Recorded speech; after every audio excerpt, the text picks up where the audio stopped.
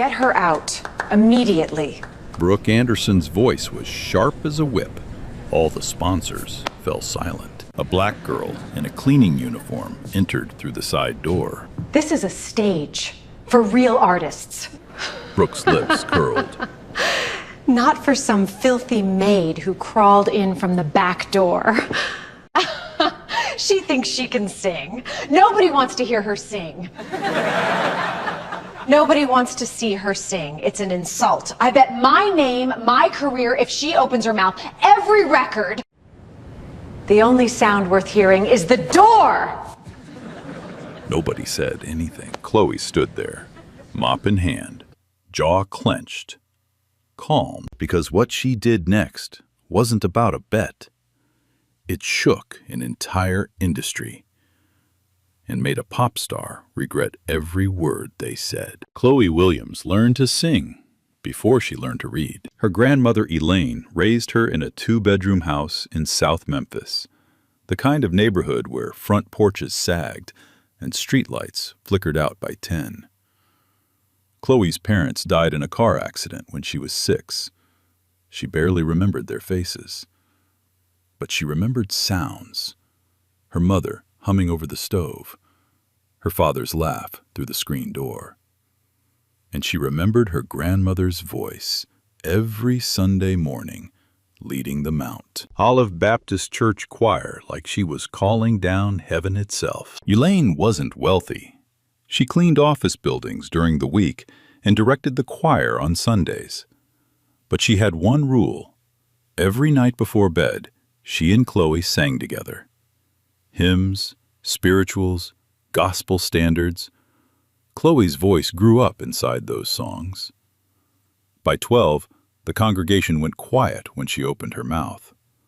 By 15, visiting pastors from other churches were asking who that girl was. Elaine saved every spare dollar for 9 years, sold her car, skipped meals, and she got Chloe a partial scholarship to the Ridgemont Conservatory of Music, one of the most prestigious music schools in the country. The day the acceptance letter arrived, Elaine sat on the porch, held the paper in both hands, and cried without making a sound. Ridgemont was a different planet. Ivy-covered buildings, grand rehearsal halls, students who'd been in private voice lessons since age 5. Most came from money. Most were white. Chloe was one of 4 black students in the entire program. She kept her head down, studied hard, practiced late at night after everyone left, in empty rehearsal rooms where nobody could hear her. She wasn't hiding. She just didn't trust anyone enough to let them listen. Then Elaine got sick. Stage 4. Fast. She passed 3 weeks into Chloe's 2nd year on a Tuesday morning while Chloe sat in a music theory lecture 2 states away. She didn't make it home in time. After the funeral, the scholarship board reviewed her financials and reduced her aid. No family income, no cosigner, no safety net. So she took the only job the conservatory offered, night janitor. 5 nights a week, 9 to 2, mopping the same hallways she walked as a student during the day. Everyone knew. The girl with the mop. The janitor who thought she was a musician. She heard the whispers. She saw the looks. She let them pass through her, like wind through a screen door. One night, around midnight, Chloe finished mopping rehearsal hall C. The room was empty, the piano still open from an earlier class. She sat down, pulled out her grandmother's old hymnal, the same small, worn book she carried in her bag every single day, and sang, "His eye is on the sparrow," the way Elaine used to sing it. Low and aching at first, then rising, filling the empty hall like a living thing. She didn't know Professor Lorraine Davis was 2 doors down, grading papers. Professor Davis, a former opera singer who had shared stages with the best in the world, stopped mid-sentence, set down her pen, and walked into the hallway. She stood outside the rehearsal room door for the entire song. When it ended, she pressed her hand against the wall, closed her eyes, and whispered to herself, "Where has this girl been?" She didn't go in. Not that night. But she remembered. Meanwhile, Brooke Anderson moved through the conservatory like she owned it. Her annual donation funded the Anderson Star Scholarship, the most coveted award in the program. She visited campus surrounded by assistants and cameras, greeting students like fans and treating staff like furniture. Dean Harold Foster followed 2 steps behind her at all times, nodding at whatever she said, laughing at whatever she laughed at. One afternoon, Brooke walked into a rehearsal room for a photo shoot. Chloe was inside, mopping. On the piano stand sat sheet music, a complex arrangement mixing operatic structure with gospel phrasing. Brooke picked it up, flipped through it. "Whose is this?" "Mine," Chloe said quietly. Brooke looked at her, looked at the mop, looked at the music, then dropped the pages onto the wet floor. "Stick to what you know, sweetheart." She walked out without looking back. Chloe knelt down, picked up the pages one by one, and laid them on the piano to dry. Her hands were steady. Her face showed nothing. But inside, something shifted. Something that had been patient for a very long time. 2 weeks later, the conservatory announced the Spring Showcase. It was the biggest night of the year. 5 student slots, a panel of outside judges, and the Anderson Star Scholarship as the grand prize. 1 full ride. Tuition, housing, everything. For someone like Chloe, it was the difference between staying and being gone by fall. But this year was different. This year, the conservatory had invited Vivian Cole, an independent A&R executive who had launched more careers in the past decade than most labels combined. The announcement sent a charge through the student body. This wasn't just a scholarship competition anymore. This was an audition for the real world. Brooke Anderson made sure she was the one to deliver the news. She stood at the front of a campus-wide assembly. Students, faculty, staff, all packed into the main auditorium. Dean Foster sat behind her, hands folded, smiling, the careful smile of a man who knew exactly who signed his checks. "I've personally selected the 5 performers for this year's showcase," Brooke said, holding up a card. She read 4 names. Each one got polite applause. Then she stopped. She looked across the auditorium. Her eyes landed on Chloe, sitting in the last row, still in her work uniform.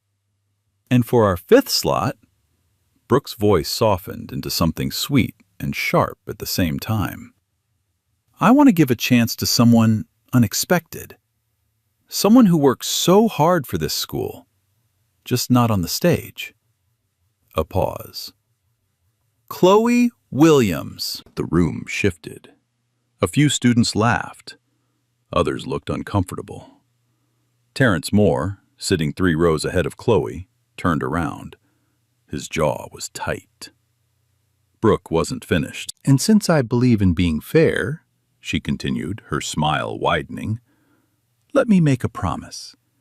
If Chloe actually impresses the judges, genuinely impresses them, I will personally fund a 2nd full scholarship." She let that hang in the air. "But if she doesn't?" She shrugged. "Well, some lessons teach themselves." Professor Davis stood up from the faculty section. Dean Foster caught her eye and shook his head slowly. She sat back down. Her hands were shaking. Chloe didn't react. She sat perfectly still, eyes forward, while 300 people stared at her like she was already the punchline to a joke that hadn't landed yet. But there was something Brooke Anderson didn't know, something nobody in that room knew. And by the time they found out, It would be far too late for Brooke to take any of it back. That night, Chloe found Terrence Moore in the basement practice room, sitting at the piano, not playing, just staring at the keys. "I'm pulling out," Chloe said. "No, you're not. She put me up there to watch me fall, in front of the whole school, in front of Vivian Cole. I won't be her joke." "Then don't be." He turned around. "She picked you because she thinks you'll crumble. What if you don't?" Chloe said nothing. 2 hours later, Professor Davis appeared during Chloe's cleaning shift. "I heard you sing," she said, "months ago, through the wall of Rehearsal Hall C. I stood outside that door for every second of it." Chloe's mop stopped moving.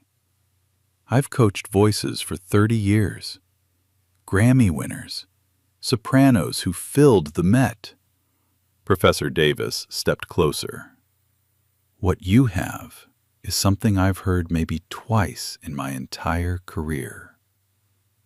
"Having a voice doesn't change anything," Chloe said. "Not here. Not with people like her deciding who gets to use it. It doesn't change anything until you open your mouth and make them listen." Then Professor Davis told her something she hadn't told anyone. Months ago, she had gone to Dean Foster and fought for Chloe's showcase slot. He told her to drop it or lose her tenure review. She didn't drop it. "I didn't back down for you to back down now," Professor Davis said quietly. Chloe stood in that hallway long after she left. She reached into her bag and pulled out her grandmother's hymnal, opened it to the page she knew by heart. "His eye is on the sparrow." In the margin, in Elaine's faded handwriting, "Sing like nobody can take it from you." She closed the book. She would perform. Not for Brooke's scholarship, not to prove anything. She would sing her grandmother's hymn, and she would do it for her. She found Terrence in the basement. He nodded once, sat down at the piano, and said, "Then let's build something they've never heard before." They started that night, after midnight, just piano and voice, and they told no one. The Spring Showcase semifinals took place on a Friday evening in April, inside the Ridgemont Conservatory Grand Hall. 500 seats, every one filled. Students, faculty, donors, local press, and a handful of industry people scattered through the first 3 rows. The judges sat at a long table near the front, 2 conservatory professors, 1 guest conductor, and Vivian Cole, who arrived without an entourage, took her seat, and said nothing to anyone. Brooke Anderson watched from the VIP balcony, legs crossed, phone in hand, flanked by her assistant, Sandra Taylor, and 2 members of her PR team. She looked like someone waiting for entertainment she had already scripted. The first 3 performers were strong. A tenor with flawless technique, a mezzo-soprano who delivered a textbook Puccini aria, a pianist-vocalist who played and sang simultaneously with mechanical precision. The audience clapped politely after each one. Brooke nodded along like a queen approving court performances. Then the MC called the 4th name. "Chloe Williams!" A murmur rippled through the hall. Somewhere in the middle rows, a student whispered loud enough to carry, "That's the janitor girl." Backstage, Chloe stood alone. No stylist, no entourage, no vocal coach fussing over her warm-up. She wore a simple black dress, the one her grandmother had sewn by hand for her high school graduation. It wasn't designer, it wasn't new, but it fit her like armor. Terrence squeezed her hand once, then walked to the piano on stage. In the balcony, Brooke leaned toward Sandra and whispered something. Sandra glanced at her phone. A text from Brooke to Dean Foster glowed on the screen. "This will be quick. Have security ready in case she freezes." Sandra read it, then looked away. Chloe walked out. The stage lights hit her, and the hall went quiet. Not the respectful quiet that had greeted the other performers. This was the quiet of people waiting for something to go wrong. 500 faces staring at a girl in a homemade dress who mopped their floors 5 nights a week. Chloe didn't smile, didn't wave. She walked to center stage, stood still, and gave Terrence a single nod. He played the opening bars, a slow, haunting gospel intro. 4 notes, repeated, simple as a heartbeat. Then the melody shifted. Something unexpected crept in. Jazz chords. A harmonic turn that made the guest conductor tilt his head. This wasn't a standard hymn arrangement. This was something else entirely. Chloe opened her mouth. The first note came out low and warm, barely louder than a whisper, like she was singing to one person in an empty room. His eye is on the sparrow. But not the version anyone in that hall had heard before. She had taken her grandmother's hymn and rebuilt it from the inside, threading gospel roots through jazz-inflected phrasing and original melodic lines she had composed herself in those midnight basement sessions with Terrence. For the first 10 seconds, nobody moved. The sound was so intimate, so unexpected, that the audience seemed to hold its breath collectively, afraid that any movement might break whatever was happening. Then Chloe's voice began to climb. She moved from that low, aching register into her middle range, and the warmth became power. The notes didn't just carry, they pressed against the walls. The acoustics of the Grand Hall, built in 1928 for unamplified voices, caught every vibration and sent it back, amplified, layered, alive. It was the kind of sound that made the air feel heavier. The judge in seat 1, a woman who had spent 40 years evaluating voices, put down her pen. She didn't pick it up again. A student in the 3rd row covered her mouth with both hands. The girl next to her reached over and gripped her arm. Terrence added complexity on the piano, building harmonic tension underneath Chloe's voice. They moved together like 2 people who had been doing this their entire lives, not 2 weeks. Then came the shift. Without warning, without any visible effort, Chloe pivoted from gospel phrasing into a controlled operatic passage. Her voice lifted into a soprano range that had no business coming from someone who had never stood on this stage before. The notes were pure, crystalline, technically flawless, and completely unexpected. It was like watching someone pull a sword out of thin air. The guest conductor sat back in his chair. His mouth opened slightly. Professor Davis stood at the side door, arms crossed tight against her chest. Tears ran down her face. She didn't wipe them. And then Chloe did something that no one in that hall would ever forget. She brought it back. She let the operatic soprano dissolve, not into silence, but back into raw, unadorned gospel. Back to the voice her grandmother raised. Back to the sound of a girl singing on a porch in South Memphis with nothing but moonlight and memory. The transition was seamless. It was devastating. It said, I can do everything your trained voices can do, and I can do this thing that cannot be taught. The final 30 seconds were almost unbearable. Chloe held a note that seemed to stretch time itself, bending it slightly sharp, then pulling it back to center with a control that made Vivian Cole remove her glasses and lean forward until her elbows touched the table. In the balcony, Brooke Anderson's smile was gone. Her lips moved, just slightly, just for a fraction of a second, forming 2 words she didn't mean to say out loud. No way. Then she caught herself, pressed her lips together, and looked away. But Sandra Taylor saw it, and Sandra Taylor remembered. Go back and watch that moment. Brooke's face when Chloe hits the bridge. She mouths "no way" before she can stop herself. Most people miss it the first time. Chloe let the last note fade until it was barely a breath. Then silence. 2 full seconds of absolute silence.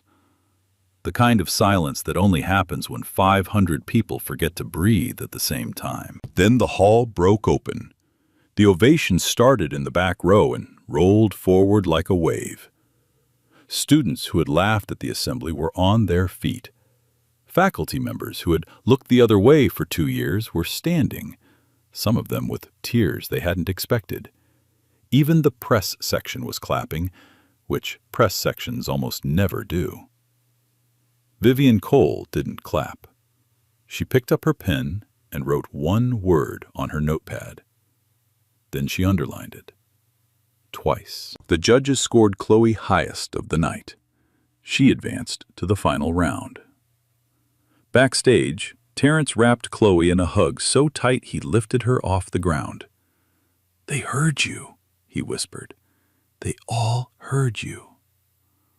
Chloe pressed her face into his shoulder and let out one long, shaking breath. The first breath she felt like she'd taken in 2 years. In the balcony, the seat where Brooke Anderson had been sitting was empty. She had left without a word. Sandra noticed one thing before following her out. Brooke's hands were trembling. Something had changed, and everyone in that building could feel it. The question was no longer whether Chloe Williams could sing. The question was what Brooke Anderson was going to do about it. 48 hours before the final, things started going wrong. Chloe arrived at her assigned practice room on Wednesday afternoon and found the door locked. She went to the front desk. The receptionist, a young woman who couldn't quite meet her eyes, checked the system and said her reservation had been canceled by administration. No reason given. Chloe tried 3 other rooms, all booked. Every slot, every room for the next 2 days. She'd never had trouble reserving practice space before. Nobody had. The system was designed to have openings. Somebody had made sure there weren't any. Terrence found out the same day that the showcase finale order had been changed.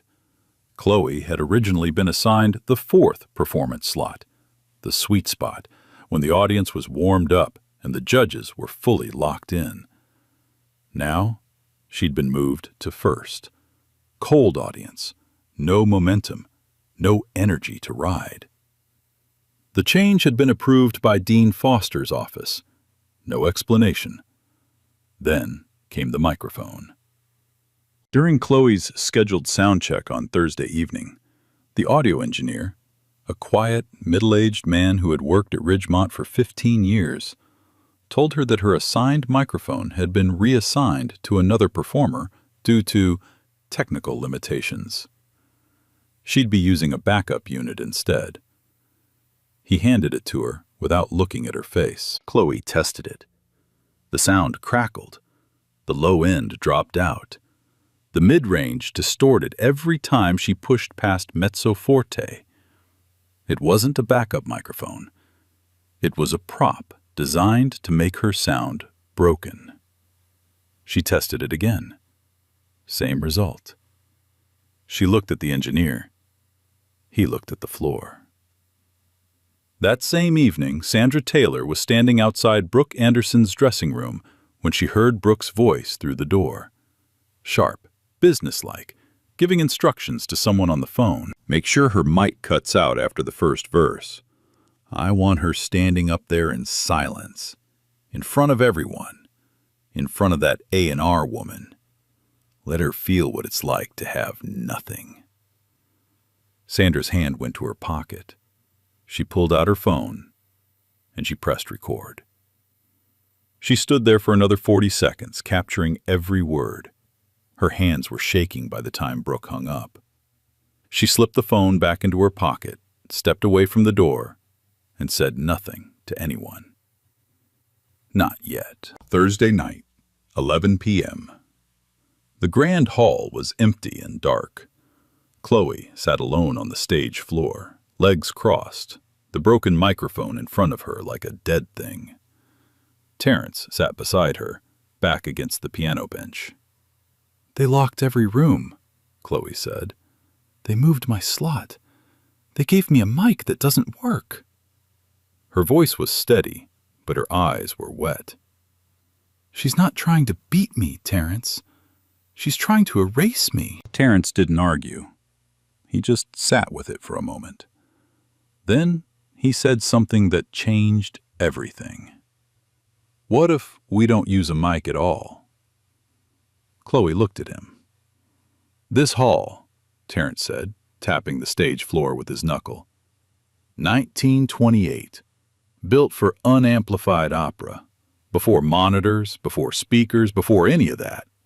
The acoustics in this room were designed to carry a single human voice to every seat in the house. Chloe looked up at the vaulted ceiling, the curved stone walls, the wooden balcony that wrapped around three sides of the room. "Your voice," Terrence said. "Without a mic, in this room? It won't just work, Chloe. It'll be devastating. No processing, no filters, nothing between you and them. Just you." Chloe sat still for a long time. The broken mic lay on the floor beside her. She picked it up, turned it over in her hands, and then set it down gently, like she was putting something to rest. "Just me," she said. Terrence nodded. "Just you." They decided that night. No microphone, no amplification, just voice and piano, the way music was performed in this hall for nearly 100 years before anyone thought to plug in a cable. Brooke Anderson had taken away Chloe's practice rooms, her time slot, and her microphone. She had tried to strip away every advantage, every tool, every safety net. She didn't realize she had just given Chloe the only weapon she actually needed, a reason to stand completely bare in front of the world and let her voice speak for itself. Word spread the way it always does in small institutions, not through announcements, but through whispers that traveled faster than any email could. By Thursday night, half the student body had heard some version of the story. The locked practice rooms, the reassigned microphone, the schedule change nobody asked for. Not all the details were right. Rumors never are. But the shape of the truth was clear enough. Someone was making sure Chloe Williams never got the chance to compete. Friday morning, the day of the finale, a cellist named Adam Wilson walked up to Chloe in the courtyard and set a key on the table. "Orchestral suite. It's mine until 6. Use it." He left before she could respond. 30 minutes later, a violinist named Grace Taylor stopped her in the hallway with a thermos of hot tea and honey. "For your throat," she said quietly. "We heard what's happening. It's not right." By noon, 3 more students had come. One brought a practice metronome. One offered to help with stage setup. One, a white senior who had been in Brooke's circle all year, walked up in the cafeteria, looked Chloe in the eye, and said, "I'm sorry. For all of it." Chloe wasn't building a movement, but a movement was building itself around her. That afternoon, Professor Davis broke protocol. She opened her personal studio and gave Chloe 2 hours for a private warm-up. If the dean found out, it would go on her record. She didn't care. At the end, Professor Davis said, "Your grandmother didn't raise you to need a microphone. She raised you to fill a room." Later, alone before the doors opened, Chloe pulled the hymnal from her bag. She opened it to "His Eye is on the Sparrow," and found the faded blue ink in the margin. Elaine's handwriting, careful and certain. "Sing like nobody can take it from you. She pressed the page to her chest and closed her eyes. When she opened them, something had settled behind her gaze. Not anger, not defiance. Something quieter. The stillness of someone who has already decided exactly who she is. She was ready. Finale night. The grand hall looked different after dark. The old chandeliers cast warm light across 800 seats, every one of them filled. Students, faculty, donors, alumni, press, and a live stream camera mounted at the back of the hall, its red light blinking steadily. Brooke Anderson had made sure of that. She wanted the whole world watching. She arrived like a headline. Entourage first, then cameras, then Brooke herself. White dress, diamond earrings, smile rehearsed to the millimeter. She stopped in the lobby for photos, shook hands with donors, kissed cheeks she didn't care about. Every move was choreographed. Every angle was covered. Backstage, Chloe was lacing her shoes. Brooke found her there. She didn't knock. She walked in with 2 members of her PR team and stood over Chloe like she was inspecting something she'd already discarded. No hard feelings after tonight, okay? Brooke's voice was loud enough for everyone in the hallway to hear. Not everyone is built for this stage. Some people are meant to stay behind the scenes, support roles, cleaning roles. She smiled. You know what I mean. She patted Chloe's shoulder the way you'd pat a stray dog you didn't intend to feed. Cameras flashed behind her. She'd made sure they would. Chloe didn't look up. She finished lacing her shoes, stood, and smoothed the front of her grandmother's black dress. She said nothing. Brooke waited for a reaction, a flinch, a tear, a trembling lip. Anything she could carry back to the balcony like a trophy. She got nothing. 20 minutes before showtime, Brooke took the stage to address the audience. She gave a speech about giving back and equal opportunity, words she wore like a borrowed coat that didn't quite fit. She announced that tonight's performances would be live-streamed for the first time in the showcase's history to share these incredible young voices with the world. The audience applauded. They didn't know the real reason. Brooke wanted Chloe's failure broadcast to as many screens as possible. She wanted it permanent. She wanted it everywhere. Dean Foster followed her to the podium. He introduced the judges. But when he reached Vivian Cole's name, he skipped her full title. No mention of the labels she'd built. No mention of the careers she'd launched. Just Vivian Cole, industry guest. It was a small thing, a careful thing. But Vivian noticed. She always noticed. Then Foster announced a last-minute format change. After each performance, there would now be a brief Q&A with the judges to assess artistic depth and intention. This had not been in the original rules. It had not been discussed with the faculty.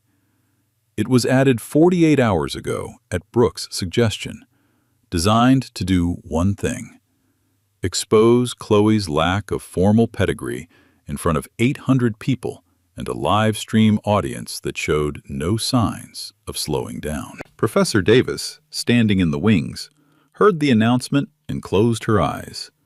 She understood exactly what it was. The pressure was total. First slot. No microphone, rigged Q&A, live stream rolling, 800 in the hall.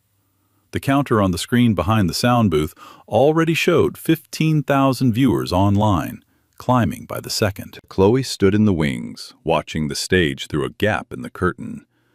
She could see the balcony where Brooke had taken her seat. She could see the judges' table. She could see the red light of the camera, steady as a heartbeat. Brooke leaned over the balcony railing and caught Chloe's eye. She held the gaze for a long moment, then mouthed 4 words, slow and deliberate. "This is my house." Chloe held her gaze right back. She didn't mouth anything. She didn't have to. The look on her face said everything. Calm, settled, immovable. The look of someone who had already survived worse than anything this woman could ever do to her. Terrence appeared beside her. "You good?" "I'm good." No mic, no safety net, just you and me. Just you and me. He walked to the piano. Chloe waited in the wings. The MC called her name.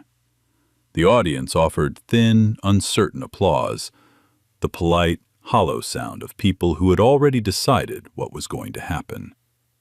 Every single one of them was wrong. While the audience settled and the live stream counter ticked past 20,000, things were moving behind the curtain that Chloe knew nothing about. Sandra Taylor stood in the corridor behind the stage, clutching her phone like a grenade with the pin half pulled. She had carried Brooke's recorded voice in her pocket for 48 hours. Every word of that phone call, every instruction to sabotage the microphone, every syllable dripping with the casual cruelty of someone who had never once faced a consequence. Sandra had worked for Brooke for 3 years. She had fetched coffee at 4 a.m., rebooked flights at midnight, smiled through insults disguised as jokes, and swallowed every humiliation with a, "Yes, of course," that tasted like rust. She told herself it was the industry. She told herself it was temporary. She told herself a lot of things. But listening to Brooke order the destruction of a 22-year-old girl's only chance, that was the line. And she had crossed it the moment she pressed record. She found Professor Davis in the faculty hallway and held out the phone without introduction. Pressed play. Brooke's voice filled the space between them, clear, commanding, unmistakable. Professor Davis listened without moving. When it ended, she looked at Sandra. "You recorded this yourself?" "Yes." "You understand what happens if this comes out?" "I understand what happens if it doesn't." Professor Davis nodded once. "Hold on to it. When the time comes, you'll know." Sandra slipped the phone into her pocket and disappeared into the crowd. On the other side of the building, Vivian Cole was conducting her own quiet investigation. She had noticed the microphone situation during Thursday's sound check. A performer given a backup unit that crackled like tinfoil, while 4 superior mics sat unused. She pulled the audio engineer aside and asked one question. "Who authorized the reassignment?" The engineer shifted his weight. "It came from above." Vivian didn't push. She wrote 2 words in her notebook, closed it, and walked back to her seat. She had seen enough corruption in this industry to recognize its fingerprints. She would wait. But she was watching everything. Backstage, Terrence Moore was moving fast, 20 minutes before curtain. He found Adam Wilson, the cellist, first, then Grace Taylor, the violinist, then a bassist, a flutist, and a percussionist, all students who had come to Chloe's side that morning. He pulled them into a storage room behind the stage and closed the door. "I need a yes or no in 30 seconds, he said. "Chloe's going out there with no mic, just voice and piano. I want to build something around her. Acoustic, unplugged, completely live. No rehearsal. You follow her voice. She leads, you follow." He handed out a chord chart, 1 page, handwritten, ink still fresh. "This is her grandmother's hymn. She rearranged it herself. Gospel, jazz, opera. It shifts between all 3. Don't try to predict it. Just listen to where she's going and meet her there." 5 musicians looked at the chart. 5 musicians looked at each other. 5 said yes. Nobody told Chloe. At 7:58, 2 minutes before the doors closed, an older black man in a gray suit walked into the grand hall and took a seat in the last row. He carried a weathered trumpet case, leather cracked and darkened with decades of use. He set it under his chair, folded his hands in his lap, and looked at the stage with the quiet patience of someone who had waited for this night for a very long time. Professor Davis spotted him from the wings and nearly dropped her program. Russell Brown, Chloe's grandfather's closest friend, a man who had played trumpet alongside jazz legends in the 1980s, a man who had sat a 5-year-old girl on his knee and taught her to match pitch before she could tie her shoes. He hadn't come to perform, he had come to witness, but he brought his trumpet, just in case. The house lights dimmed. The hall fell silent. The live stream counter passed 40,000. Everything was in place. The recording, the musicians, the witness, the evidence, the truth. Chloe stood in the wings, alone, knowing none of it.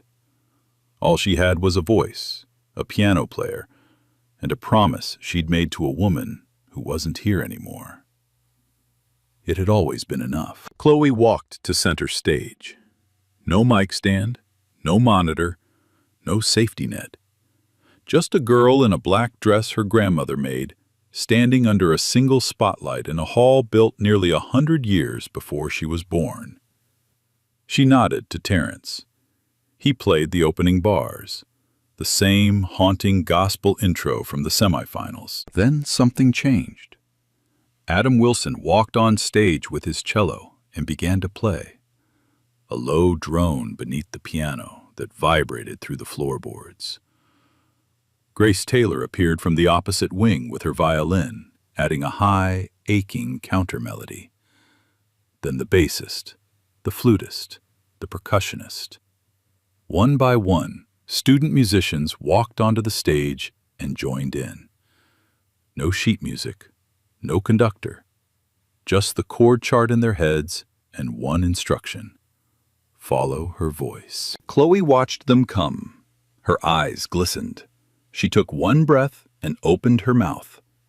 No microphone. Nothing between her voice and 800 people but the air itself. Her voice moved through the 1928 acoustics the way water moves through a canyon, finding every surface and filling it completely. She started with gospel, pure and aching, then shifted into jazz phrasing that made the guest conductor grip both armrests. Then, without warning, she lifted into full operatic soprano. The sound was enormous. It rose to the vaulted ceiling and came back layered and luminous, as if the building itself had become her instrument. No microphone could have done what that hall did for her voice.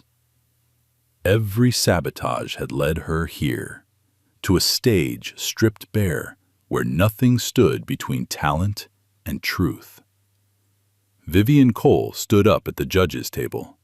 She didn't sit back down. In the balcony, Brooke Anderson sat frozen, face pale, lips white. In the last row, Russell Brown opened his trumpet case, stood, and played a soaring counter-melody for the final 8 bars, the same riff Chloe's grandfather used to play on their porch in Memphis. Chloe's eyes found him across 800 people. Her voice broke, not from weakness, but from recognition. She recovered in half a breath and finished with tears streaming. 3 seconds of absolute silence. Then the hall shattered. Standing ovation, live stream chat flooding, viewer count past 150,000 and climbing. The Q&A was supposed to be the trap. Dean Foster leaned forward. "Chloe, can you tell us about your formal training?" Chloe didn't hesitate. "I've trained since I was 5. My grandmother directed a choir for 26 years. Russell Brown taught me pitch before I could tie my shoes. Professor Davis has coached me for 2 years. I've logged over 10,000 hours practicing in the halls I mopped every night. She paused. I can discuss bel canto technique, modal interchange in gospel harmony, and extended vocal range methodology. Would you like me to continue? Silence. The trap collapsed. After all performances finished, Vivian Cole stood. Before we announce results, I need to raise a concern about the integrity of this competition. She turned to the wings. Professor Davis? Professor Davis walked out, took the microphone, and said, "What I'm about to play was recorded 2 days ago by a witness." She nodded to the sound engineer. Brooke Anderson's voice filled the grand hall. Every speaker, every corner, every seat. Make sure her mic cuts out after the first verse. I want her standing up there in silence. Let her feel what it's like to have nothing. Watch this moment again. Not Brooke. Watch Dean Foster. His right hand moves toward his pocket, reaching for his phone. He's not shocked. He's trying to call someone. Because he was part of it. Go back and look. Brooke stood in the balcony. That's taken out of context. Then Sandra Taylor stood up in the audience. My name is Sandra Taylor. I was Brooke Anderson's assistant for 3 years. I recorded that call. And I have texts between Brooke and Dean Foster coordinating the lockout of Chloe's practice rooms, her mic reassignment, and the schedule change. She read one message aloud. Brooke's words to Dean Foster, Wednesday, 11:14 p.m. Make sure she has nothing, no room, no mic, no chance. A slow clap started in the student section, spreading row by row until it became a wave aimed at the girl in the black dress still standing on stage, looking out at a room that had finally seen everything. The live stream exploded. Within minutes, the hashtag formed. Hashtag Justice for Chloe. It would trend for 3 days. The aftermath came fast. Vivian Cole didn't wait for the noise to settle. She stood at the judges' table, raised one hand, and the hall went quiet. The kind of quiet that comes not from authority, but from the understanding that whatever this woman was about to say would change everything. The integrity of this competition has been compromised, She said. The evidence speaks for itself. However, the performances were legitimate. Every artist earned their moment. The judges scored independently, without consultation, without influence. She paused. Let the silence do its work. Chloe Williams is the unanimous winner of the Spring Showcase. The hall erupted, but differently this time. Not shock, not scandal. Something warmer, something earned. 800 people applauding not because they had witnessed drama, but because they had witnessed justice. Vivian wasn't finished. I came here looking for one thing. Talent I couldn't walk away from. Talent that would keep me up at night if I didn't act.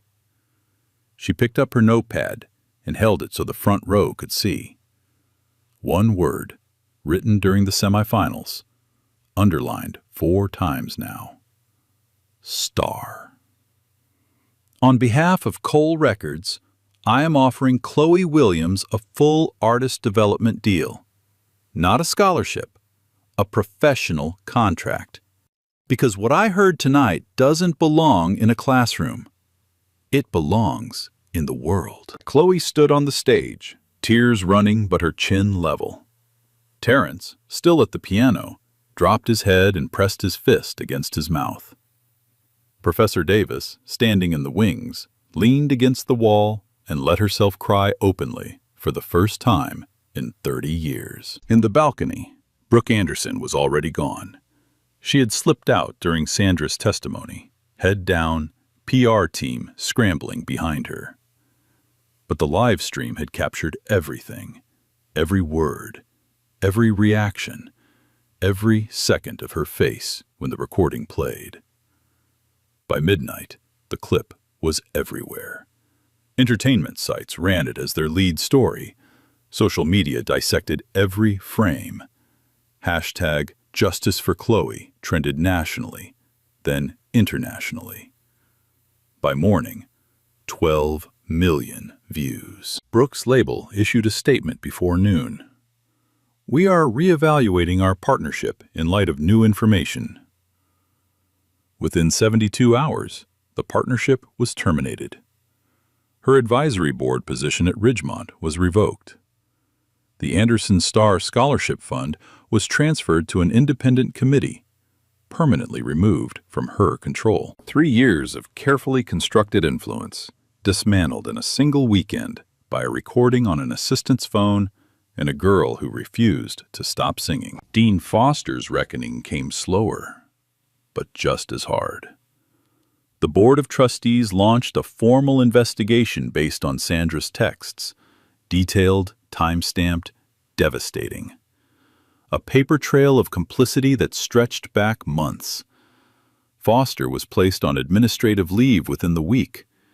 He resigned 6 weeks later, quietly, without a public statement. His replacement instituted blind auditions and an independent oversight committee for all scholarship decisions. The system Brooke and Foster had built together was taken apart, piece by piece. Professor Davis was offered the interim dean position. She declined, said she'd rather keep teaching, the one thing she had sacrificed everything to protect. The board awarded her tenure with distinction and gave her control of a new mentorship program for underrepresented students at Ridgemont. She accepted that. Sandra Taylor left Brooks' employment the morning after the showcase. No 2 weeks' notice, no resignation letter. She simply didn't show up. 2 months later, Vivian Cole hired her as a junior A&R coordinator at Cole Records. When a reporter asked why she had come forward, Sandra said 5 words: "I was tired of silence." 3 days after the showcase, Chloe sat on a bench outside the Grand Hall with Russell Brown. The campus was quiet. The cameras were gone. The hashtags had faded from the trending page. Russell held his trumpet case on his lap and looked at the evening sky. "Your granddad would have stood on his chair," he said. Chloe laughed. A real, full laugh. The first one that hadn't felt borrowed in a very long time. Then she pressed her face into his shoulder and cried the way she hadn't cried since Elaine's funeral. Not from sadness, from the overwhelming, disorienting relief of being seen, fully, completely seen, by people who understood exactly what it had cost her to stand on that stage.